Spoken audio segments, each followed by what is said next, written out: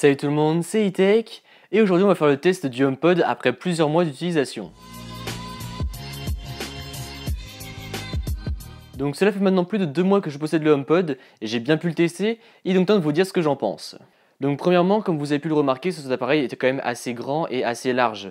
Ceci est dû en fait à toutes les technologies qu'il y a à l'intérieur et c'est surtout dû à cela qu'il fait presque 2 kg. Ce design circulaire servira notamment à diffuser du son à 360 degrés. Donc voilà, si vous le posez au milieu d'une pièce, eh bien il diffusera du son à 360 degrés. Donc vous aurez la même qualité de son que vous soyez devant ou derrière l'enceinte.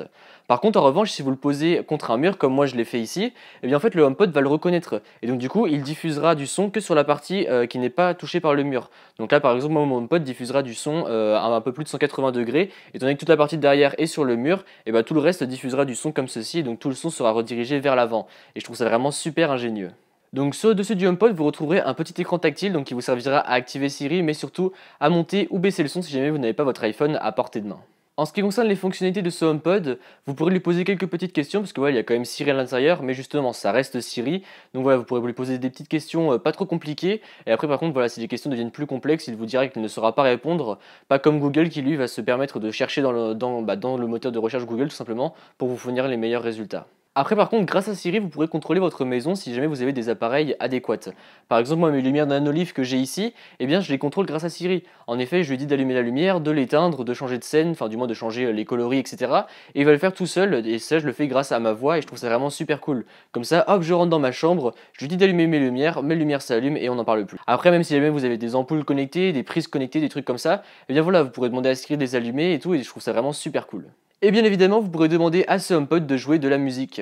Donc là, quand vous lui demandez de jouer de la musique, il va la jouer de lui-même, donc vous pourrez mettre de la musique sur le HomePod et la mettre sur votre smartphone. Par contre, si jamais vous lui demandez de jouer de la musique, il faudra un abonnement Apple Music, étant donné que voilà, ça ne marche qu'avec Apple Music malheureusement. Et si jamais vous n'avez pas Apple Music et que vous ne voulez pas d'abonnement Apple Music, tout comme moi, moi j'ai Spotify et ça me va très bien, je voulais pas switcher sur Apple Music parce que j'aime pas du tout l'interface, je trouve ça pas pratique du tout.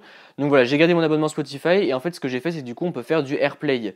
Donc là on met sa musique sur Spotify, hop, on appuie sur AirPlay et ça va diffuser le son sur cette enceinte. D'ailleurs, qui dit AirPlay dit que ça va se diffuser en Wi-Fi. Et donc en effet, cette enceinte se connecte uniquement en Wi-Fi et pas de Bluetooth. Donc voilà, si jamais vous avez un Wi-Fi un peu dégueu comme le mien, ça se peut que des fois la musique saute et en fait ce sera tout simplement dû à la qualité de votre Wi-Fi et non pas à la qualité de votre musique sur votre smartphone. Après par contre, si vous choisissez de mettre la musique en AirPlay, vous pourrez quand même demander à Siri de faire pause, de remettre la musique et de switcher de son. Donc ça c'est quand même plutôt pratique parce qu'au début je me suis dit merde, ça se trouve vu que je fais du AirPlay, je pourrais pas switcher de musique avec la voix, il faudra que je le fasse avec mon téléphone. Et en fait non, on peut quand même le faire avec la voix, donc ça reste cool. D'ailleurs, parlons maintenant de la qualité sonore de cet HomePod. Et le son est juste ouf. Voilà, moi personnellement j'écoute pas mal d'électro. Bon après j'écoute beaucoup de styles de musique, mais notamment de l'électro. Et voilà, les basses sont juste ouf. Le son qui en sort est juste incroyable. Voilà, franchement c'était un gros oui pour la qualité sonore, j'adore. Après même si vous écoutez du rock, vous écoutez du classique, vous écoutez je sais pas du hip-hop, du jazz, tout ce que vous voulez, le son sera toujours super bon et bien neutre. Voilà, il n'y aura pas de trop d'aigus ou trop de graves. Par contre c'est peut-être les basses sur certaines musiques qui sont un petit peu trop boostées. Mais voilà, moi personnellement ça ne me dérange pas. Après peut-être que vous ça vous dérangera, mais voilà, moi étant donné que la musique, le type de musique que j'écoute, ça ne me dérange absolument pas. Par contre, il a pour moi un gros point noir, c'est le fait de devoir posséder un appareil iOS pour pouvoir le configurer et pour pouvoir lui demander de jouer de la musique. Parce que voilà, si vous n'avez pas d'iPhone ou pas d'iPod, et bien pour le configurer, vous ne pourrez tout simplement pas le configurer. Donc voilà, je trouve ça bien dommage. Et après pareil, je trouve ça dommage qu'Apple ne l'ait pas ouvert à Android parce que voilà, ça fait vraiment une superbe enceinte.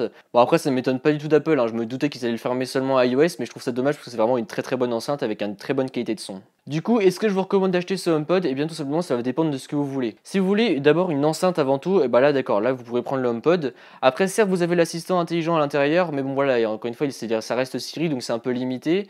Si vous voulez contrôler votre maison à la voix, là encore je peux vous conseiller un HomePod.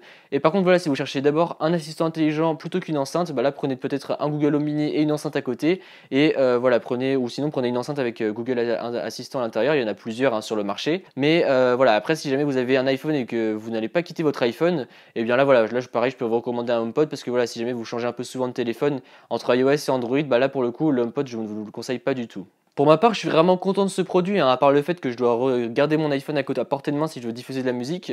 J'en suis vraiment content parce que voilà, encore une fois, je peux contrôler mes lumières, je peux lui demander quelques petites informations sur la météo et tout, qui me suffisent pour moi amplement. Quand j'ai des recherches plus complexes, je prends mon téléphone. Donc voilà, pour moi, ce HomePod, j'en suis vraiment très content et j'aime beaucoup ce produit. Donc voilà, c'était pour cette vidéo, j'espère qu'elle vous a plu. Si c'est le cas, comme d'habitude, n'hésitez pas à mettre un pouce bleu, à me suivre sur les réseaux sociaux qui se trouveront dans la description et à vous abonner. Allez, salut!